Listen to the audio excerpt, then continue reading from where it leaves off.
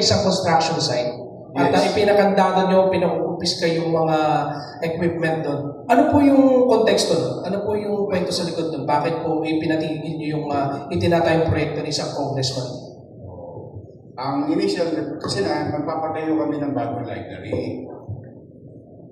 Nakita ko biglang giniba yung basketball court doon na pag-aari ng lungsod ng Maynila. Tinanong ko, siyempre, kung may permit pa. Wala daw siyang alam na nabigyan ng permit. Tinanong ko yung taong bayan, yung chairman, ang sabi, project daw ni Congressman Joel Chua. Paano nangyari yun? Walang permit. O, paano nangyari nag-iba nila yung property ng City of Manila? Sana punta yung property, yung mga bakal. Pag-aari yun ng lungsod may pananagutan pa yun sa CGSU. O tapos, biglang tatanggalin nila yung mga daycare center at saka senior citizens office ng City Government of Manila. O ngayon, I challenge Congressman Joel Chua to investigate himself. Sinabi ko na sa inyo may gobyerno sa lungsod ng Manila and it is called City Government of Manila, not City Congress of Manila. Sa totoo lang. O ngayon, pinaresto ko lahat yung mga tao doon at kinukumpiska namin yung mga bata. And now we're doing what we need to do. Tingnan natin kung may masampulan. Yan ang kung bakit ako nalulungkot. Hindi pa nadala itong mga congressman. Iniimbestiga na sila ng presidente. Nagka-leche-leche ang flood control sa buong Pilipinas sa pakikialam ng mga congressman. Sino may sabi? Secretary Bono. Diba? Inamin na nila Ang trabaho ng congressman, gumawa ng batas. Hindi magpagawa lang ng kung ano-ano. O ngayon, kung magpapagawa kayo, katulad ng ibang congressman dito, na nagpapaalam, humihingi ng permiso sa building official o sa city engineering, ina-aproba naman namin In fact, I'm gonna tell you, yung lima sa lang, di ba isasara? Gagawin ng DPWH o humingi ng permiso sa amin o nagbayad ng buwis, 504,000 pesos. O, anong ibig namin sabihin? Pag magpapagawa kayo, humingi kayo ng permit, building permit. Ang higpit-higpit dito dati, nung araw, 30 square meter, 50 square meter, pinahihirapan nila para bigyan ng permit. Pero itong bilyon-bilyon, daang-daang milyon na project, hindi humihingi ng permit sa city government. O now, I'm calling the attention, and you tell him this. O, lumabas siya ngayon. Lumabas siya. Bakit? Lawyer pa yan. And I challenge him. He's a lawyer. Pwede ba magpatayo ng building ng walang building permit? Hindi pa siya natutudo sa pinatayo niyang barangay hall na 19 million Oh. Tapos sasabihin nila, hindi kanila. Lalaki ng mga pangalan nila dun.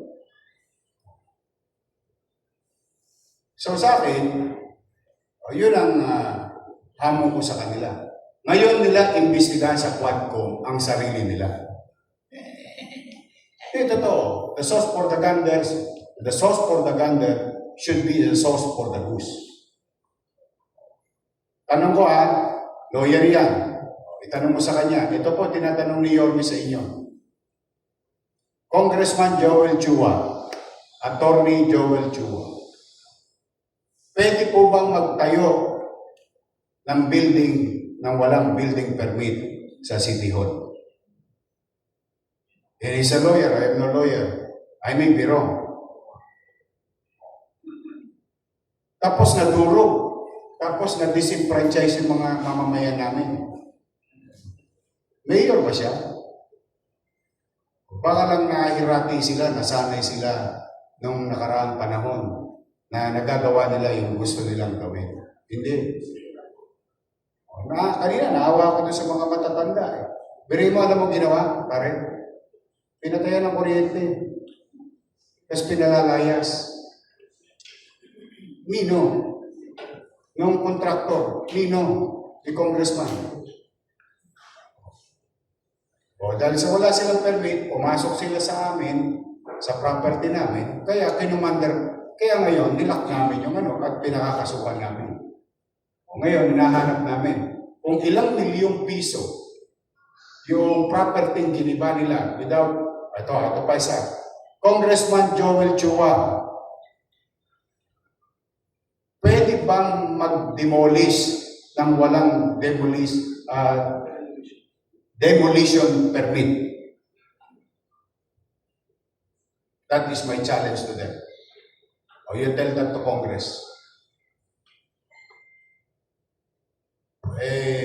Sinabi ko na, in-interview na nga ako sa bilyonaryo, kung naalala ninyo. Sinabi ko na yan, pa-abiso na ako. Baka kala nila, mga superman sila dyan. Basta ako may pananagutan sa taong bayan. Abusado yan mga katulad yung isang congressman pa doon sa District 2, yung Sunog Apog Pumping Station. Wala rin. Yan ang nangyayari. Base doon sa tanong mo, bakit hindi mag-iinit ang ulo ng mga mayor? Bakit? Pakiramdam nila kasi, sila na ang pinakamakapangyarihan na taong gobyerno sa buong Pilipinas. They can do what they want to do because they are congressmen. They can investigate what good they want to investigate because they are congressmen. On the premise of what? Good governance. Uulitin ko. Good governance. O sige. Pwede ba mag-demolish ng building ng gobyerno nang walang demolition permit? Pwede ba mag-construct vertically, horizontally, nang walang building permit?